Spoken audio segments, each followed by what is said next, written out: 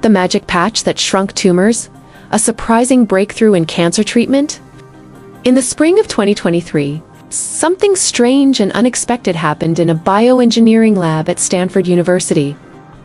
A surprising accident led to what might be a groundbreaking new way to treat cancer. What happened? The mouse experiment, a mysterious patch that fights cancer. In this lab, a group of lab mice had all been induced with skin cancer. Tumors had developed on their bellies. But researchers did something curious. They applied a special medicinal patch. Not on the tumors, but far away on the mice's scalps. Strangely enough, within just a few days, the tumors began to visibly shrink. Eventually, they completely disappeared. Everyone in the lab was stunned. After all, traditional cancer treatment in modern medicine revolves around the big three: chemotherapy, radiation, and surgery. These methods can be brutal, often leaving patients in agony. But now, just by applying a patch? And not even directly on the tumor? It sounded too good to be true. What exactly was in this magical patch? On April 13th, the team published their findings in the prestigious journal Science. And it immediately caused a sensation. According to the paper, the patch's key ingredient wasn't a drug, it was bacteria. In essence, they were using one disease to fight another. Dr. Michael Fischbach, who led the study, described it as almost like magic. The bacteria in question is Staphylococcus epidermidis, a harmless skin bacterium that turns out to have a remarkable ability. It can stimulate the mouse's immune system to produce CD8 T cells, immune warriors specifically trained to attack skin cancer cells. These T cells recognize certain antigens on the cancer and swarm in to destroy it. Watching the tumors melt away, the researchers could hardly believe their eyes. Dr. Fischbach admitted, "It took us a long time to believe it was real."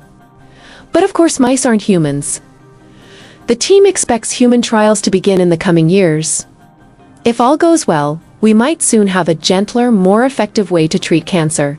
No knives, no poison, no radiation. Coley Toxins, the forgotten power of bacteria? Interestingly, this idea, using bacteria to fight cancer, isn't new. In fact, it dates back thousands of years. The ancient Egyptians had a crude method. They would make an incision into a tumor, allowing it to get infected and fester. Strangely, many tumors shrank afterward. In the mid-19th century, two German doctors independently discovered something similar. They noticed that patients with tumors who became infected with a skin condition called erysipelas, a bacterial infection that causes high fever and rashes, often saw their tumors shrink dramatically. One of these doctors, Wilhelm Busch, decided to experiment. He deliberately infected his cancer patients with erysipelas, and the tumors indeed shrank. The other, Friedrich Felsen, dug deeper and confirmed that erysipelas was caused by bacteria. The implications were huge. Bacterial infections could reduce tumors. Yet the broader medical community largely ignored them. The idea that a skin disease could cure cancer sounded like a fairy tale. Then came an American doctor who changed everything, William Coley. The curious case that sparked a revolution. In 1891, a young Dr. Coley, eager to improve his practice, was poring over old medical records when he stumbled upon a fascinating case. A man named Fred Stein had suffered from a recurring neck tumor, a type of cancer known as sarcoma. Every so often, Stein would return to the hospital to have the tumor surgically removed, but like weeds, it always grew back. 7 years earlier, Stein had come in for another surgery. But during his hospital stay, he contracted a high fever from erysipelas. Miraculously, after recovering from the fever, he never returned for another surgery. Coley was intrigued. Could the fever, caused by a bacterial infection, have cured Stein's cancer? He tracked Stein down, and sure enough, the man was alive and well, showing no signs of illness. Coley had an epiphany. What if bacteria could be used to treat cancer deliberately? The first bacterial cancer treatment. The next year, Coley found a willing patient, a man named Zola, with an inoperable neck sarcoma.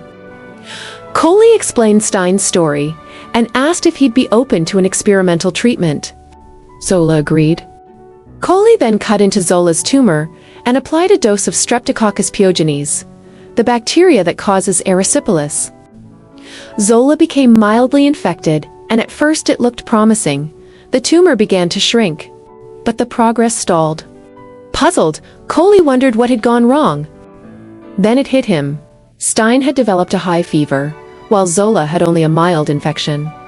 Fever might be the key. So Coley increased the bacterial dosage. This time, Zola's temperature spiked to 41 degrees Celsius, 105.8 degrees Fahrenheit, lasting for 10 days. The result? Within 2 weeks, the tumor completely vanished.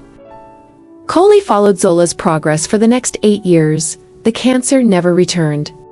From hope to setback? Encouraged by this success, Coley treated 10 more patients over the next 2 years. Results were mixed. Some improved, some didn't. 4 died, unable to withstand the high fevers. Coley realized that the real challenge wasn't the treatment idea, but controlling the bacteria. Live bacteria grow wildly and unpredictably in the human body, unlike regular medicine that can be precisely dosed. So he wondered, could dead bacteria still trigger an immune response? Yes. Even killed bacteria still have recognizable cell structures that the immune system can detect. Coley began using heat-inactivated bacteria, which caused fever without the risk of uncontrollable infection. This was the birth of Coley's Toxins, a carefully prepared bacterial mixture that proved far safer and more reliable. Patients recovered. Coley's reputation grew, and pharmaceutical companies came knocking. The medical establishment pushes back. Just as Coley was gaining traction, the American Cancer Society raised concerns. They halted his work, demanding more research. Other doctors asked tough questions. 1. What's the theory behind this treatment?